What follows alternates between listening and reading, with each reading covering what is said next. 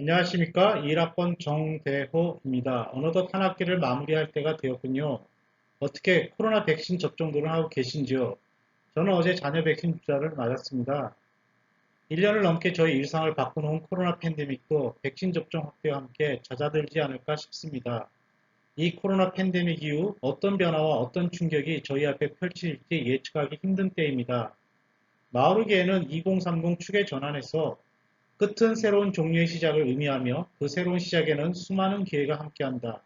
눈에 보이지 않는 곳까지 파고들어 새로운 트렌드를 예측하고 단절보다는 소통을 택하며 올바른 결정을 내릴 줄 안다는 말이다. 변화의 충격은 모든 사람에게 영향을 미칠 것이다 라고 하더군요. 저는 오늘 빅데이터 학습 분야에 대해서 빅데이터 분석 결과 해석 및 활용, 그 가운데서 빅데이터 분석 모형 해석을 준비했습니다. 빅데이터 학습 전체에 대한 이해도가 충분하지 않아서 많이 미흡하리라고 생각됩니다. 차후 빅데이터에 대한 체계적인 학습을 통해 풍부한 내용을 채울 수 있도록 하겠습니다. 너그러운 이해와 양해의 말씀 부탁드리며 시작하도록 하겠습니다. 빅데이터 분석 결과 해석 활용, 빅데이터 분석 모형 해석. 빅데이터 분석 모형 해석을 빅데이터 분석 프로세스, 데이터의 해석, 분석 모형 및 결과 해석의 차례로 말씀드리겠습니다. 빅데이터 분석은 기획, 탐색, 모델링, 결과 해석의 과정으로 진행됩니다. 빅데이터 분석 기획에서 데이터 분석 계획, 데이터 수집 및 저장 계획을 세웁니다. 빅데이터 탐색은 데이터 전처리, 데이터 탐색, 기술 통계, 추론 통계 등을 포함하고 있습니다. 빅데이터 모델링에서 분석 모형을 설계하고 분석 기법을 적용합니다. 빅데이터 결과 해석에서 분석 모형 평가 및 개선을 진행하고 분석 결과 해석 및 활용, 그리고 끝으로 폐기의 과정을 밟게 되었습니다. 그림과 같이 빅데이터 통합 분석 플랫폼 펜타워 구조들은 참조토록 하십시오. 세상의 모든 것들이 수치화되고 정량화되고 저장되고 있습니다. 수천 개의 변수와 수백만 개의 관측치가 있는 데이터 세트를 수집 중입니다. 추상 없는 데이터 세트를 이야기란 어렵습니다. 빅데이터 분석에서 접하는 데이터의 양은 상상 이상으로 엄청날 수 있습니다. 예를 들어 반도체 생산 공장에서 하나의 반도체 칩을 만들기 위해 각 공정마다 수많은 로그 데이터가 실시간으로 매초 빅데이터 플랫폼에 전개될 것입니다. 어떻게 그 엄청난 양의 데이터를 분석할 것입니까? 이처럼 데이터의 수와 종류가 많을 때 데이터를 먼저 해석하고 분석에 활용할 수 있어야 합니다. 이러한 데이터를 해석하는 방법에는 예시 기반 설명, 인베딩 기법, 토폴리지 데이터 분석과 같은 방법이 있습니다. 예시를 기반으로 데이터 관측치 범위와 차원을 결정하는 방법이 예시 기반 설명입니다. 모든 데이터를 조사할 수 없을 때 일정 범주를 정하여 특성화, 구별, 대표성을 가지는 예시 데이터를 기반으로 전체 데이터를 설명하는 방법입니다. 데이터를 이해하는 데 중요한 관측치와 차원을 선택할 수 있습니다. 서로 다른 분포를 통해 매우 복잡한 빅데이터 세트를 해석할 수 있습니다. 예시 기반 설명에는 characterize와 criticize, distinguish 등의 방법이 있습니다. 일반적인 범주와 의사결정을 위해 데이터의 대표적 예시를 사용하는 방법이 characterize 방법입니다. 여기서 대표적 예시를 프로토타입이라 하며 데이터 세트의 범주를 가장 잘 설명하는 관측치를 말합니다. 그림에서 보면 로봇의 머리 모양이 반원형, 네모형 등등 대표적인 예시를 사용 범주를 설명하고 있습니다. 특정 범주의 모든 관측치를 사용해서 해석하기 어렵기 때문에 범주 해석에 사용하는 방법입니다. 캐테고라이즈 방법은 데이터의 일반화 문제를 가지고 있습니다. 즉, 프로토타입으로 잡아내지 못한 특정 그룹이 공유하는 특성 간의 변수가 존재하기 때문입니다. 그림에서 보면 각 카테고리의 사진은 각기 다른 머리와 몸을 가진 로봇들로 구성되어 있습니다. 옷을 입은 로봇의 사진은 일반적인 로봇 사진과는 매우 다를 수 있지만 같은 카테고리에 속할 수도 있습니다. 이러한 사진들은 의미 있는 소수이기 때문에 데이터를 이해하는 데 중요합니다. 프로토타입과는 매우 다른 소수의 관측값이긴 하나 동일한 카테고리에 속할 수 있습니다.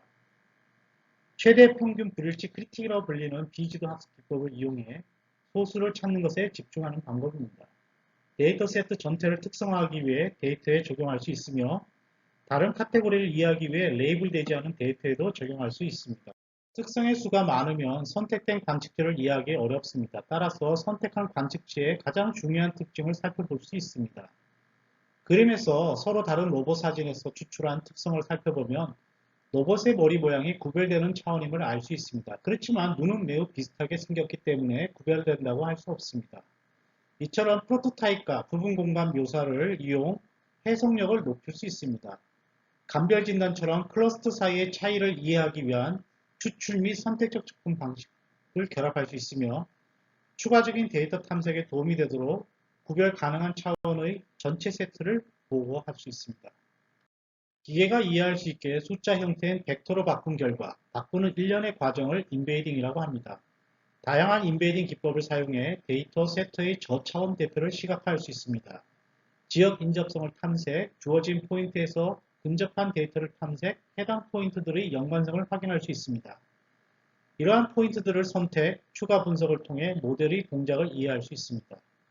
전체 구조를 분석, 이해할 수 있으며 포인트 그룹을 찾을 수 있고 데이터 세트에서 클러스터를 분류하고 이상치나 오류를 찾아낼 수 있는 이점이 있는 게 인베이딩 기법입니다.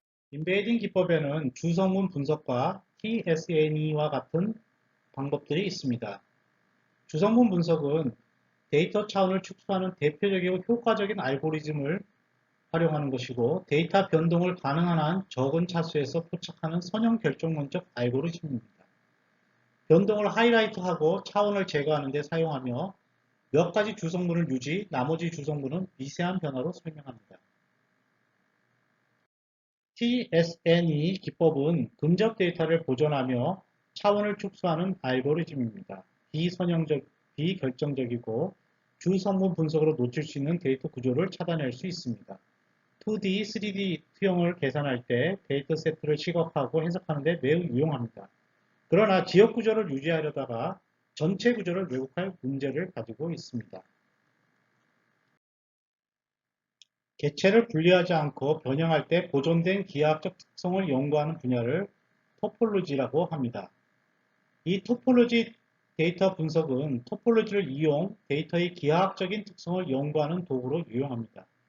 특성을 탐지하고 시각화하는 데 통계적 조치가 포함되어 있습니다. 기하학적 특성으로 군집, 루프, 덩굴, Y자 패턴 등 분류할 수 있습니다. 그림과 같이 선형, 군집, 루프, Y자 여러가지 데이터 패턴을 살펴볼 수 있습니다. 이상과 같이 데이터의 해석에 대해서 말씀드렸습니다. 다음은 분석 모형 및 결과 해석에 대해서 말씀드리겠습니다. 분석 결과 해석은 단순히 어떤 분석 결과의 결과값을 해석하는 것이 아니라 조금 더 확장된 개념으로 보아야 합니다. 즉, 분석 해석 결과를 통해 해당 도메인에서 의사결정에 활용할 수 있는 인사이트를 도출할 수 있어야 합니다. 예를 들어 빅데이터 분석을 통해 공공아파트 단지 내 콧을 사는 주민들은 와인을 함께 구매할 확률이 높다는 분석 모형 결과가 나왔다고 가정해 봅시다.